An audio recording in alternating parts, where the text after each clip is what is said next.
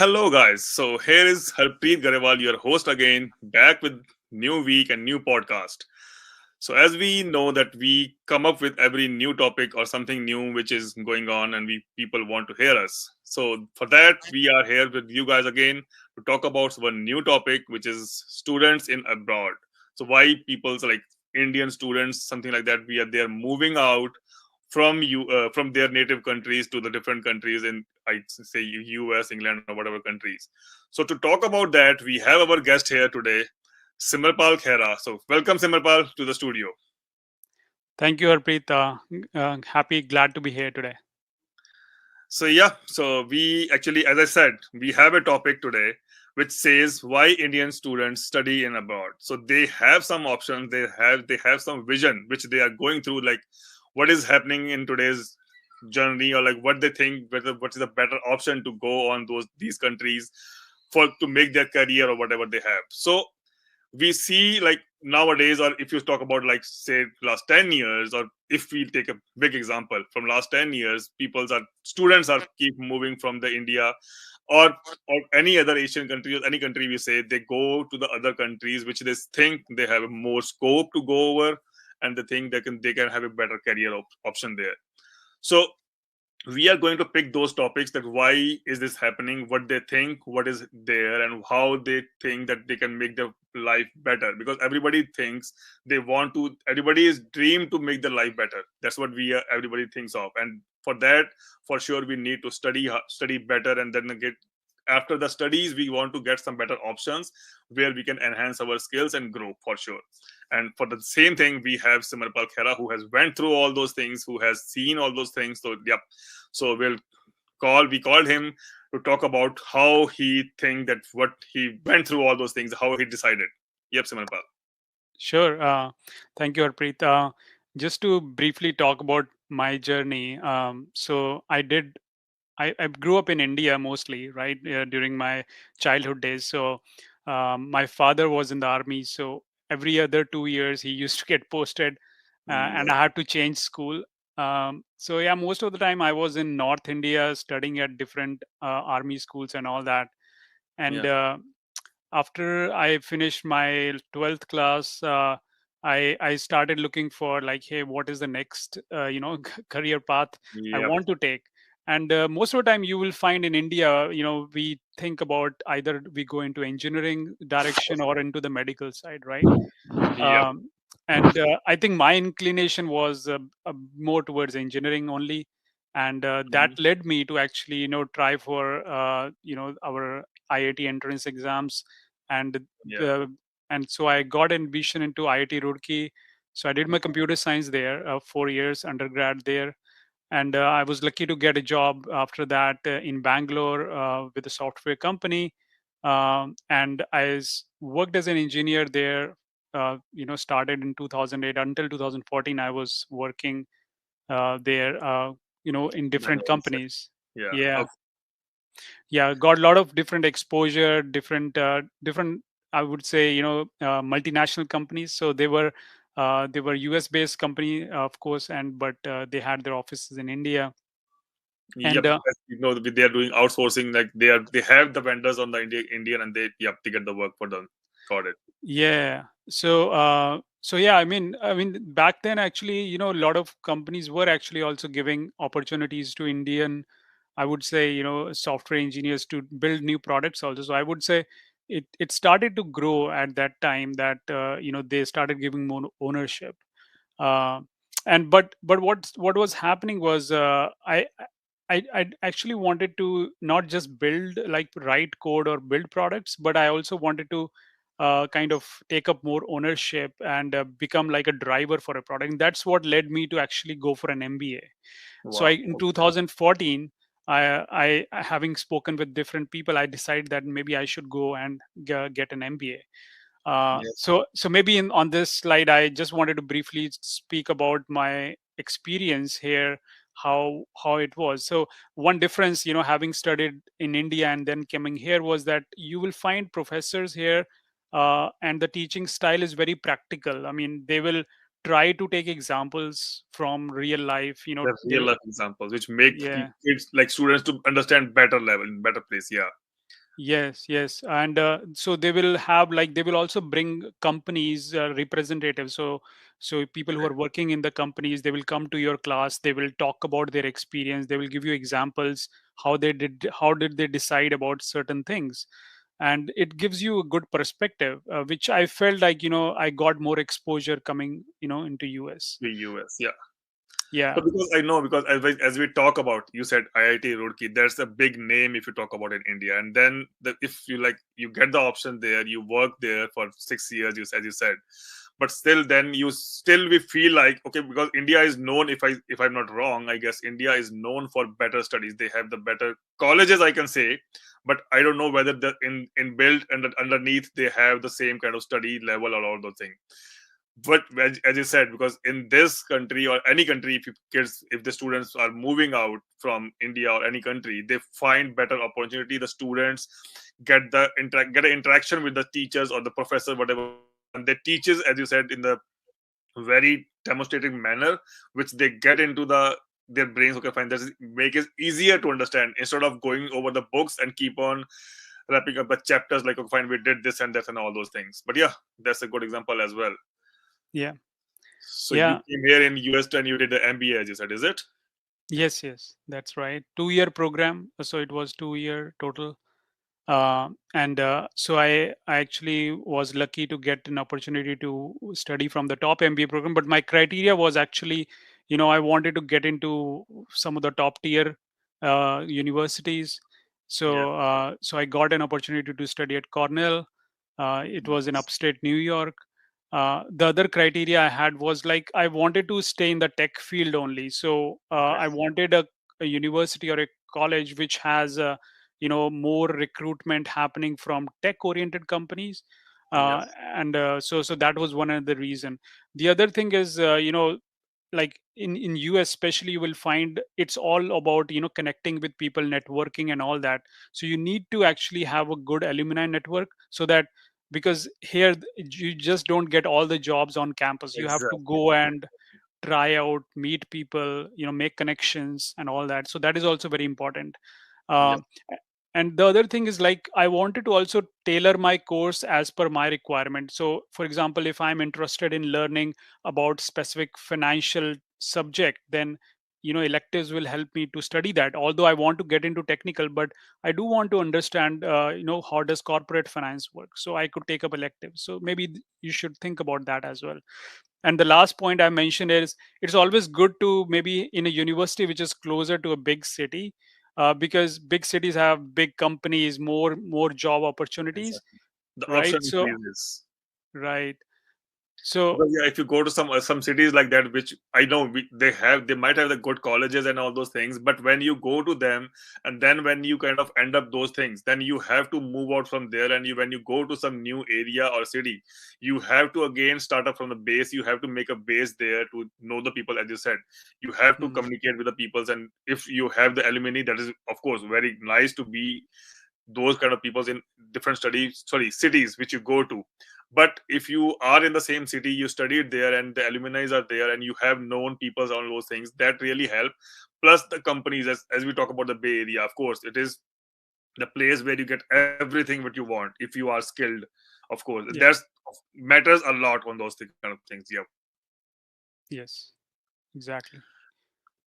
So yeah, so we have like we as we heard Simrapal, like fine, this is what he went through. So we know why the students move. So they have something good option. Of course, when someone leaves their own native place or country or area, they just move on and they move out of those things only if they have some better options. So what are those kind of things? We could talk about those things that study in world class universities. That's what as we heard from Simrapal as well, that we have world class universities abroad. I'm not talking about just US, all like say US, Canada, or like UK. We can talk about many students move on to these countries for their better universities because they have better programs, better streams, and all those things. So, is it hard, Simrapal, or not? Like, where to pick which country or colleges you want to be on those kind of things?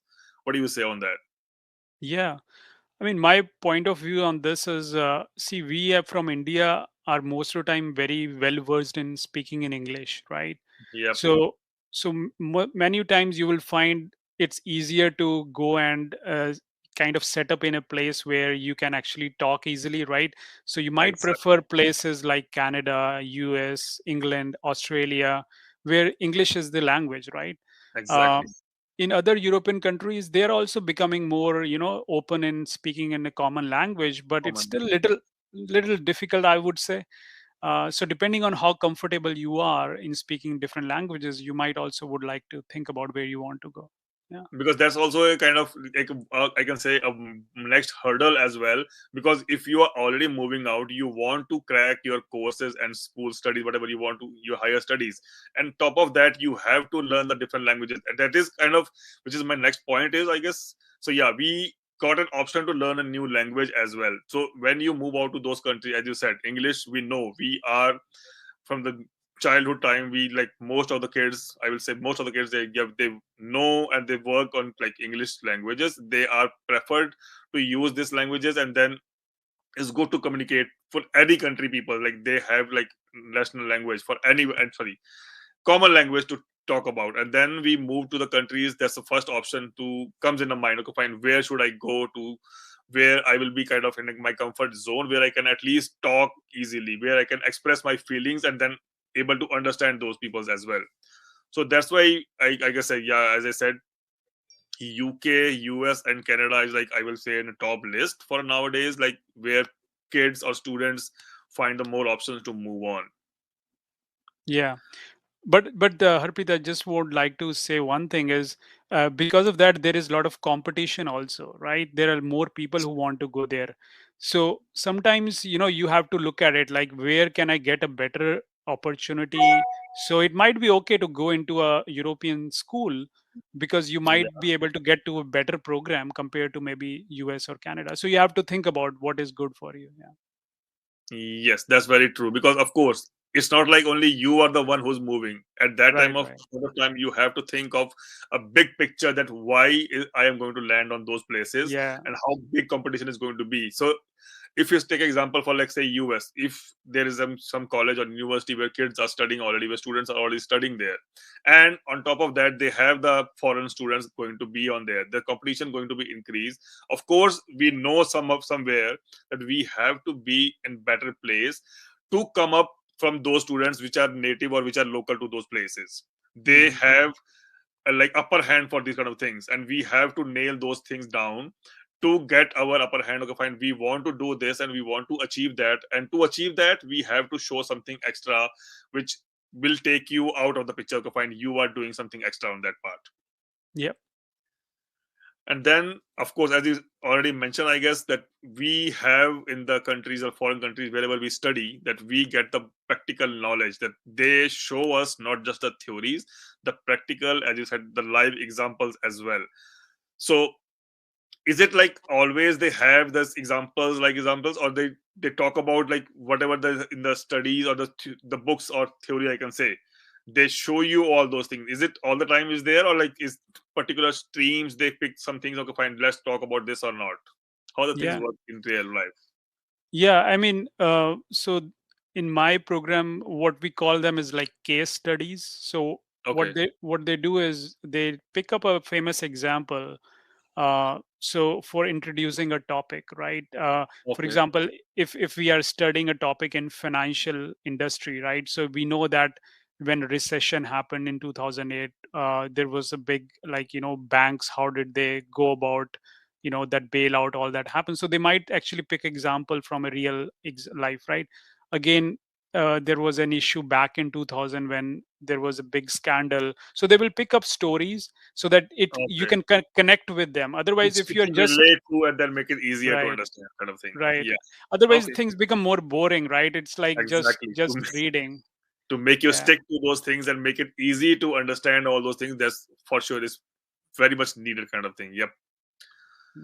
And then comes become expert in your knowledge. So you know that, as you said, you go through the books, you do the studies, and then on top of that you have practical knowledge of that, that this is what is the book is saying, or anything is saying, any subject or anything is saying, and then it is related to that. It's easier to make you understand, and then you can enhance your skills, and then you can go up on those kind of things. And then it is not, as you said, just management. There are all different kind of courses which are coming into the picture. The peoples are like keep on changing the course. It's not like if I am interested in so and so courses, the second kid is also interested. They have every stream and everything in these countries to explore. Whatever your experts is, like whatever your interest is, they can pull you up on those things and they can let you explore that part.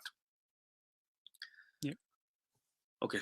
And work in recognized company for sure. Of course, when you study with those streams and you get the knowledge, you get the grades, and then of course bright students never lay behind. They will be picked up, like they will cherry pick like the students whoever is working fine.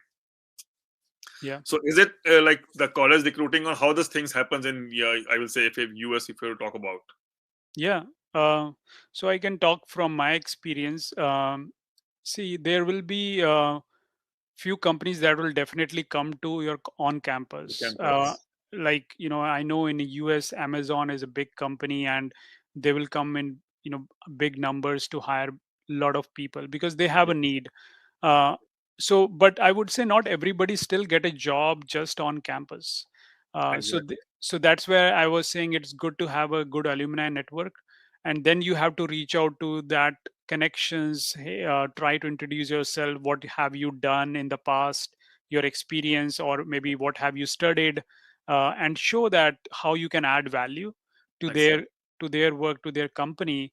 And then sometimes it's the interest that you show. People like that, and then they say, okay, okay, let me get you for an interview. Let's see Exactly. how it goes. Yeah. That's a big milestone, I guess, because if you keep exploring on say LinkedIn or something like that to go to the recruiters, they might get or they might not get the options to put you up on this platform, which is called as like first stage for the interview.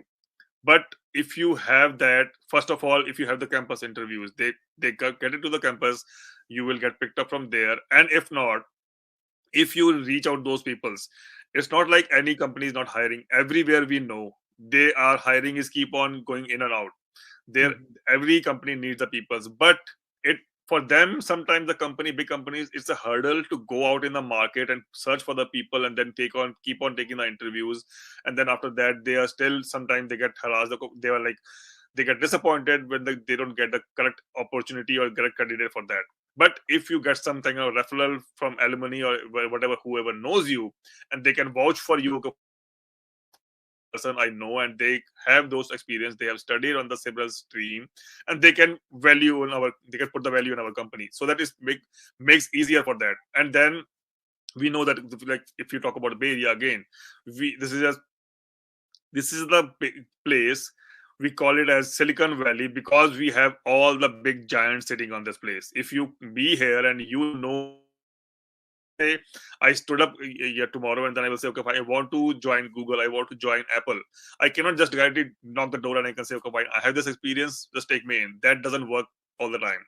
It If you have the referrals or if you have the known something like that, and they know the people that are hiring, then you can join those companies as well. It makes the way easier for them as well. Yes. Okay, so then we collected some data from different parts of countries that peoples are moving, the students are moving. So I don't want to go like all over these, like it's a big data for that. So it's not only the US as we talked about, it is a different part of the countries where peoples are moving to the higher studies and all those things. And then for the if we go to specifically about India, so this shows the number of Indian students studying outside India rapidly increased by 163% between 1999 and 2006 to reach 1,45,539 as compared to now, which is 25% between 2006 and 2013 to reach the amount of 1,81,000.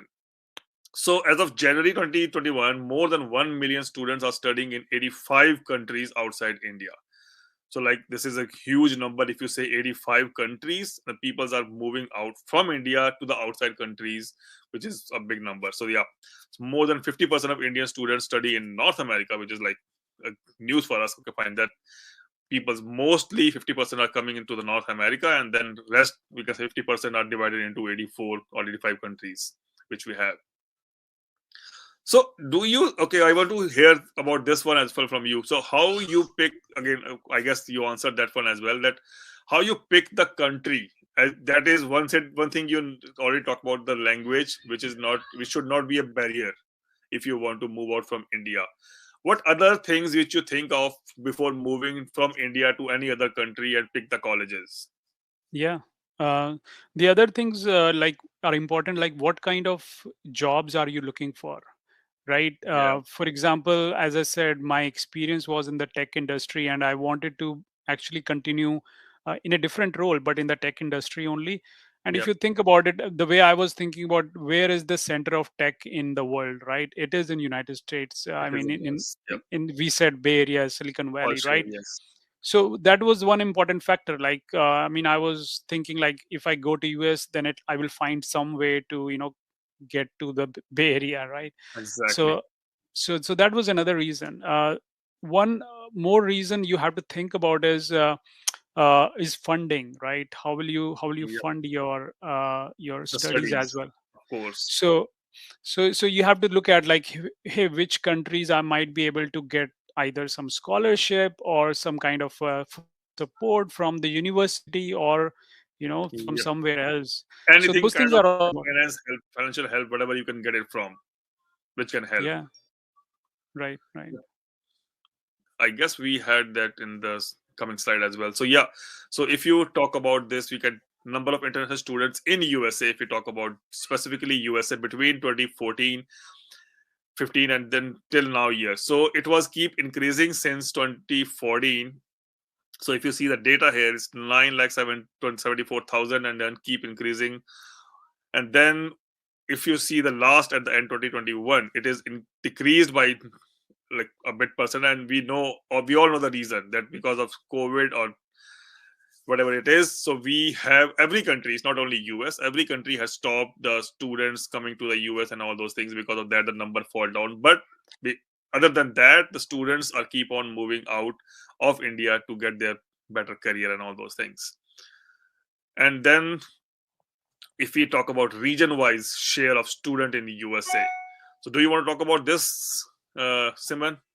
Sure. Yeah. So, I mean, most of the time you will find it's the Asian students who are there, in all of these different universities around the Countries, yeah. world, right? So you see around 70% are Asian people, Yep. and then there is European and other parts of the world.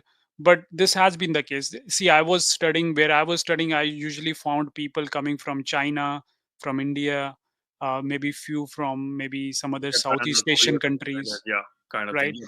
So Yeah. most of them are from there. So I think this is pretty much the what you see today in the world. Yeah. Yeah. So most of like, so if you summarize like a very most of the Asian countries, the students from those countries are moving to USA like for the higher studies. They have something, they have seen better vision or better opportunity in the future, so that they can move in and they can grow on those things. Right. So then, as you talk about before, just we just talked about as the funding. It's not like any student from any countries they can say, "Oh, fine, I want to study in some other abroad country or some other country," and they can just get Mhm. up and then come up to there. So that's the major thing, as you said, is a funding is needed. Because if talk about India only, so the currency might it increase it puts like as a huge number in amount of dollars or rupees I can talk about, that is must needed. If you're coming from India and you have to spend or you have to pay in US, it makes a huge difference. So then funding is the most matter. And then we have the graph showing here that how where the funding is coming from. So we have to think of that whenever any student come want to join or come to the any other countries, they have to have the most of the funding is coming from personal and family thing.